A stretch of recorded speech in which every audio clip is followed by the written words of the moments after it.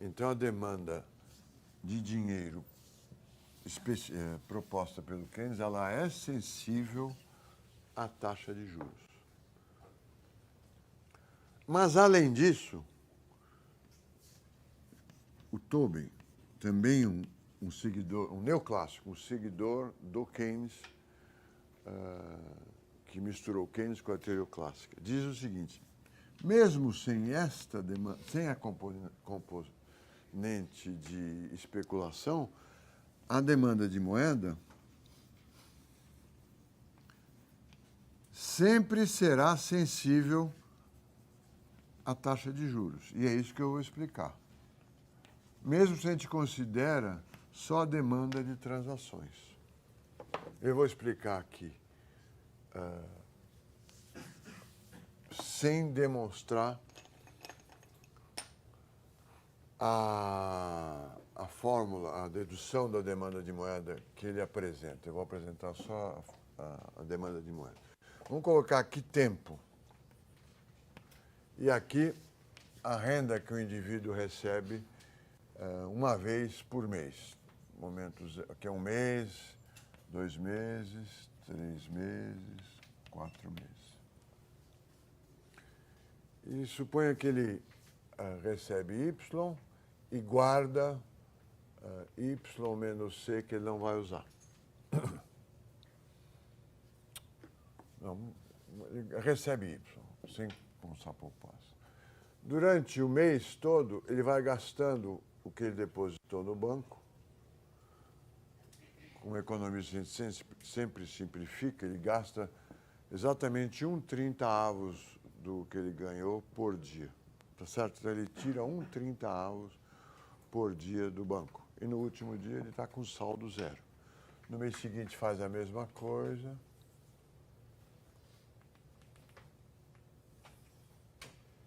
No mês seguinte a mesma coisa e assim por diante. Aqui é tudo constante, né? Qual o saldo médio que ele tem no banco? Ele começa com o saldo Y, acaba com o saldo zero, né?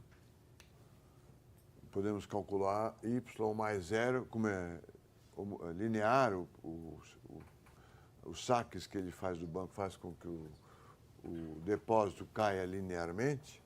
Eu posso calcular o saldo médio Y mais zero dividido por 2. Y dividido por 2. Tá certo? Ou posso calcular a área desse triângulo, que é a base vezes a altura dividido por 2. A base é 1, a altura é Y, dividido por 2 também dá Y sobre 2. Ou posso calcular a integral embaixo dessa função, também dá Y sobre 2. Se ele receber mais frequentemente,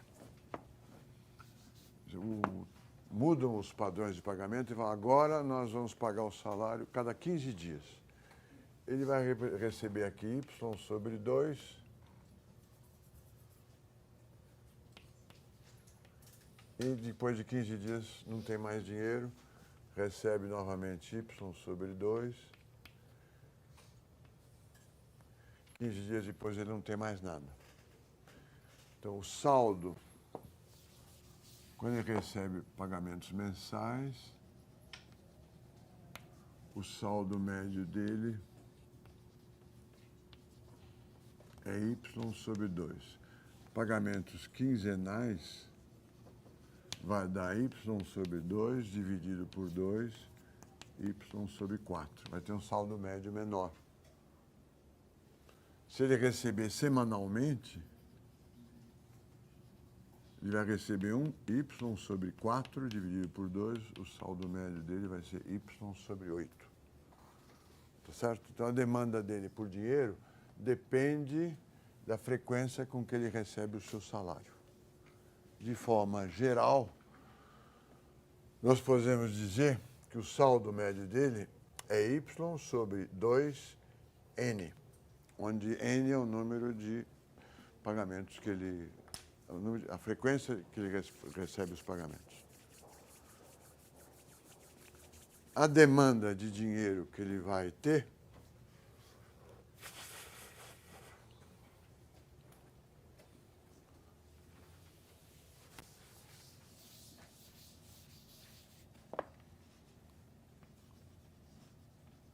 para financiar suas transações, a demanda de dinheiro é uma demanda que é Y sobre 2N, onde N é o número de vezes, vamos colocar o número de vezes que ele vai ao banco. Ele vai ao banco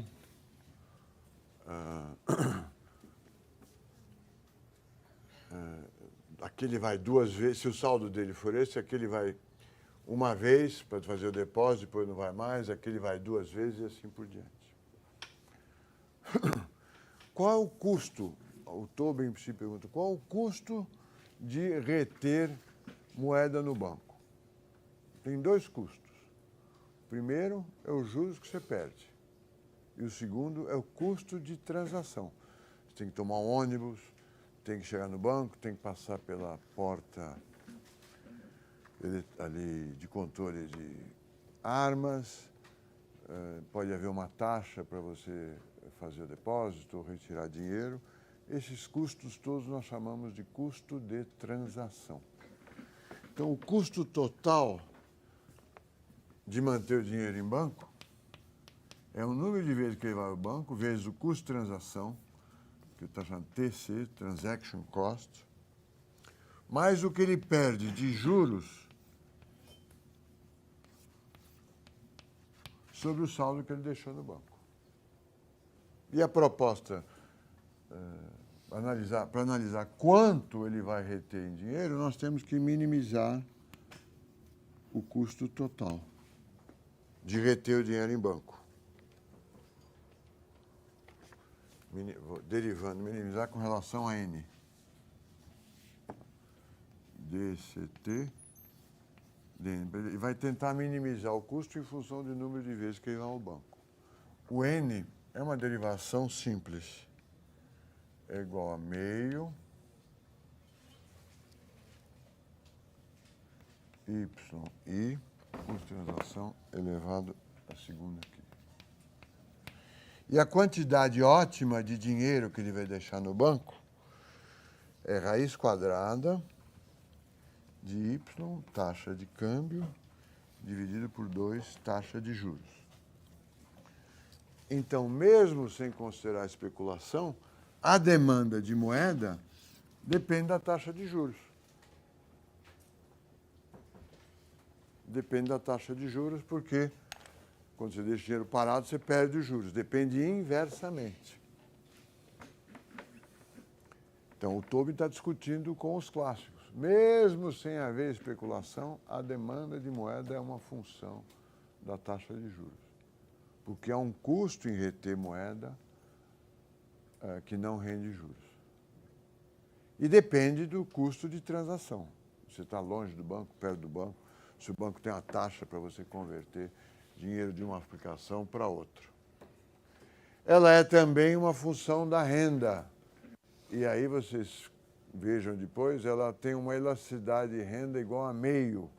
Quando aumenta a renda em 10%, a demanda de moeda aumenta em 5%.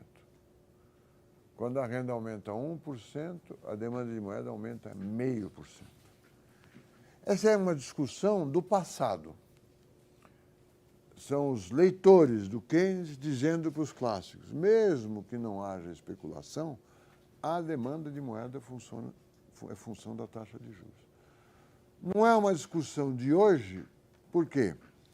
Porque a maior parte do dinheiro que você retém no banco, se não for quantias muito pequenas, rende juros. Você não deixa de ganhar juros por reter ativos financeiros muito líquidos. Mais do que isso, você tem cartão de crédito. Se quiser, você não deixa todo o seu dinheiro aplicado num ativo que renda juros, faz seus pagamentos com cartão de crédito e no fim do mês, sem incorrer nos juros do cartão de crédito, você saca o seu dinheiro, paga o cartão de crédito. Ou cartão de débito, mesma coisa. O cartão de débito você precisa ter um saldo no depósito à vista. Mas o que nós poderíamos dizer é que hoje, em 2012, esse custo de transação tende a zero. E, portanto, a demanda de moeda para fins de transação também tende a um número muito pequeno. Você não precisa mais de tanta moeda como precisava no passado.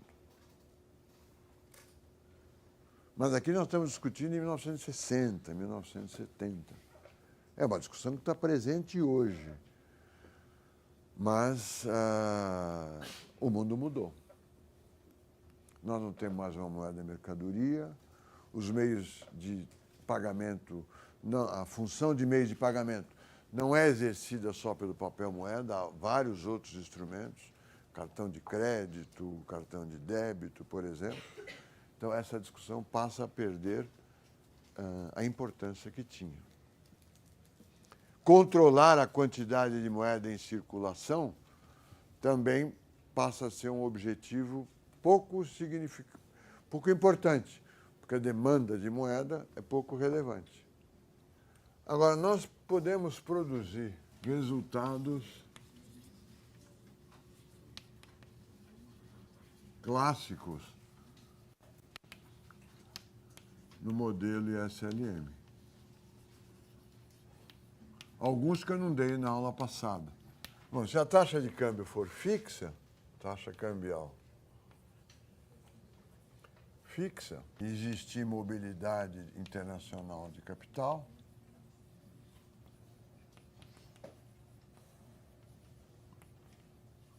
a política monetária, quanto que varia a renda em relação à oferta de meios de pagamento, é zero. Não adianta fazer política monetária.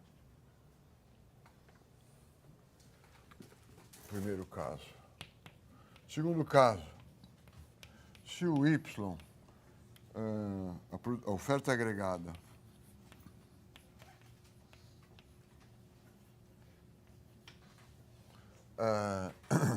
não aumentar quando aumenta a demanda agregada, você faz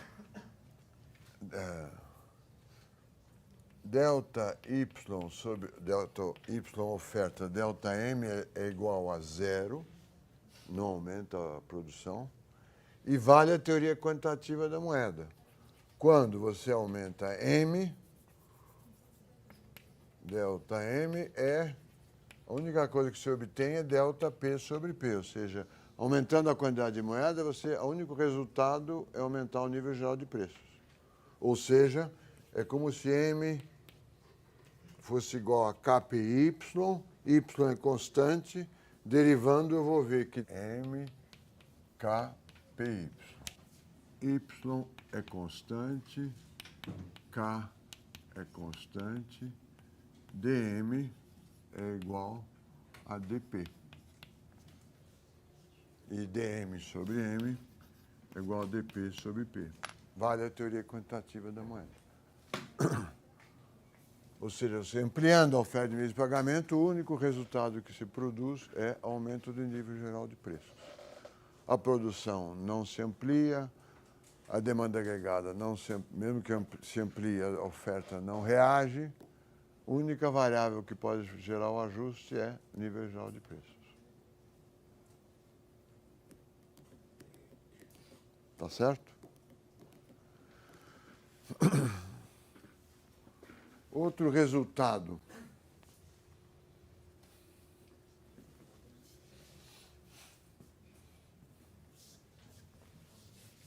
No modelo ISLM, que fazem parte da discussão até hoje. É 1, 2, 3, acho que é 4.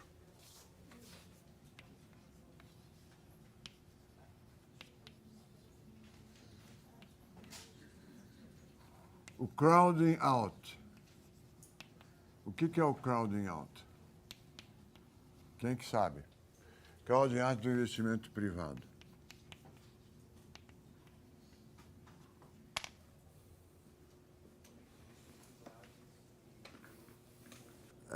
Sempre no modelo SLM e na discussão clássicos e keynesianos, o tema da discussão é: o governo deve fazer alguma coisa ou não deve fazer nada? Essa é se nós procurarmos um fio condutor em toda a discussão dos economistas, essa é a linha condutora onipresente. É isso que nós estamos discutindo. Nós estamos discutindo a viabilidade da economia, a viabilidade, a desejabilidade e o futuro da economia capitalista. Os conservadores, os clássicos, os libertários, ela funciona muito bem desde que o governo não atrapalhe. E o que é esse argumento de crowding out? Se o governo, bem intencionado, os conservadores afirmam sempre que o inferno está cheio de pessoas com boas intenções, né? Então, os progressistas, ou os keynesianos bem intencionados, preocupados com o desemprego, aumentam o gasto do governo. Para recuperar a economia. Ao fazer aumento de gasto do governo, eles aumentam a demanda agregada pelo aumento de gastos dividido pela propensão a poupar.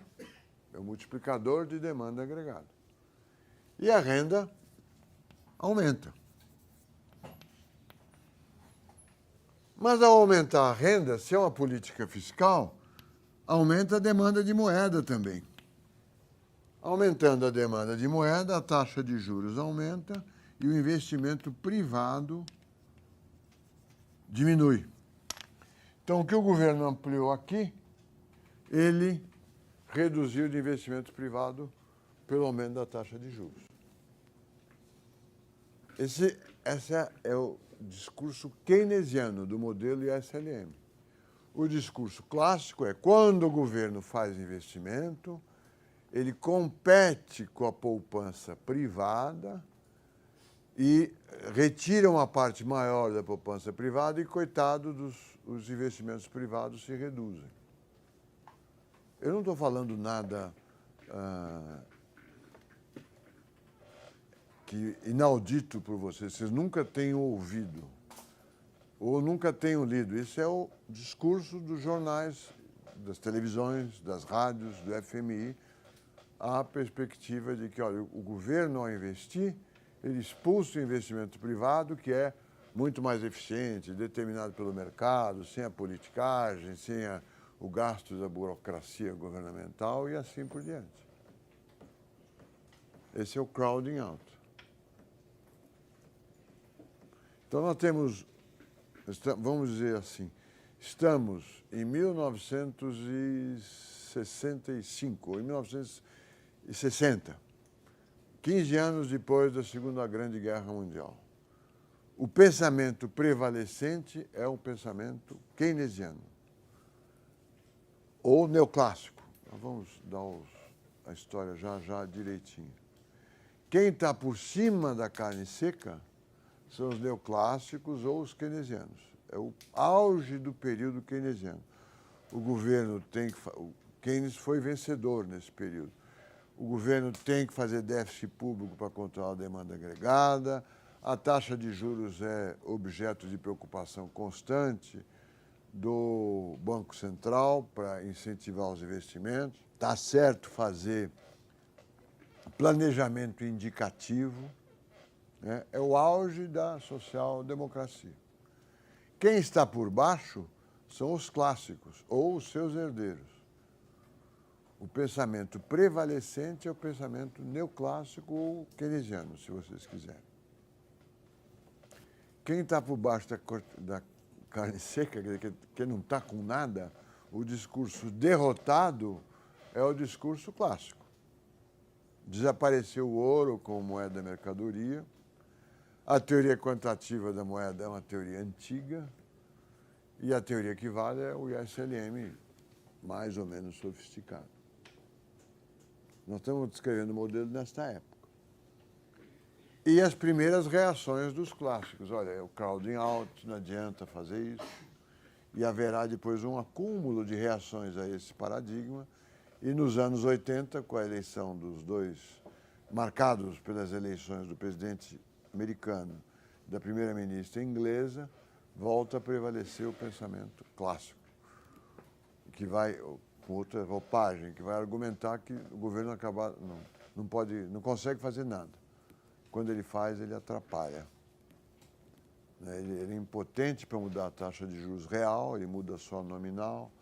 Se ele faz gastos, as pessoas descontam os impostos futuros. Além disso, o setor privado, ele entra gastando, o setor privado se retrai por causa do crowding out e assim por diante. Mas na aula que vem e a partir desta aula, nós vamos ver a reação dos clássicos naquela época, quando eles estão por baixo da carne seca. Não sei se é essa a linguagem.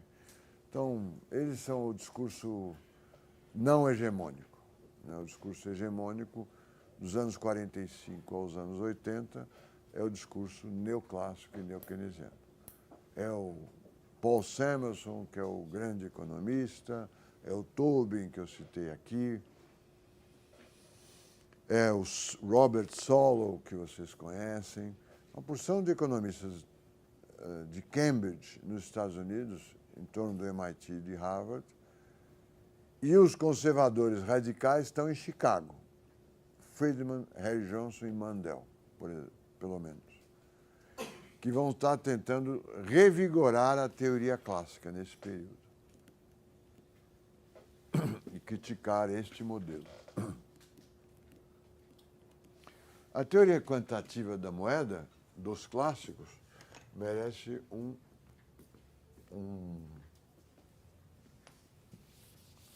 comentário à parte.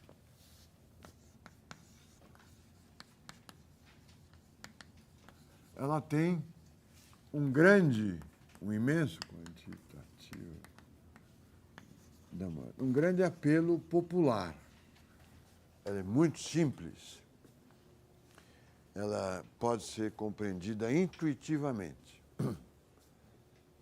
A versão da teoria quantitativa é M é uma função KPY, ou, se vocês escrevendo como os clássicos, M vezes 1 sobre K é igual a PY, e M vezes V é igual a PY, onde V é igual a 1 sobre K.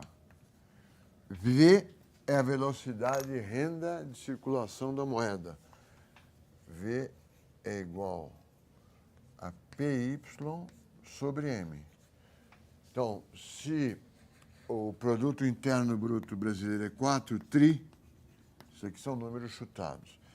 E se nós existe em circulação 500 bi, a velocidade é 4 tri por 500, é 500, né? 500 bi, a velocidade é 4 bilhões dividido por 500 bilhões. Corta, dá 8. O papel moeda em poder do público mais os depósitos à vista mudam de mãos 8 vezes por ano. A hipótese dos clássicos é que V é constante, a velocidade não muda, Y não pode ser mudado também, o produto está sempre em pleno emprego. Se tiver mais moeda, o nível geral de preços aumenta.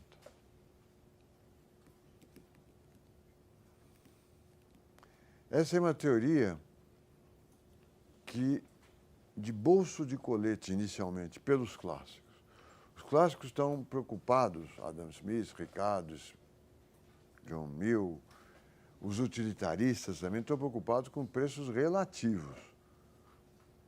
Não é? Como é que as pessoas escolhem entre manteiga e canhão, comparando o preço da manteiga com o preço do canhão? O dinheiro desaparece. Não há espaço para dinheiro na teoria clássica.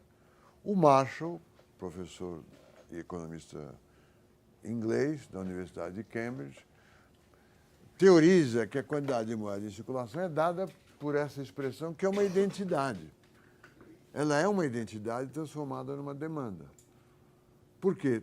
Se o Brasil produz 4 trilhões de reais por ano e há em circulação, você vê no Banco Central, papel, moeda e poder do público, mais depósitos à vista, 500 bilhões, o número que eu inventei aqui, como é que é possível produzir 4 trilhões com 500 bilhões de reais em circulação?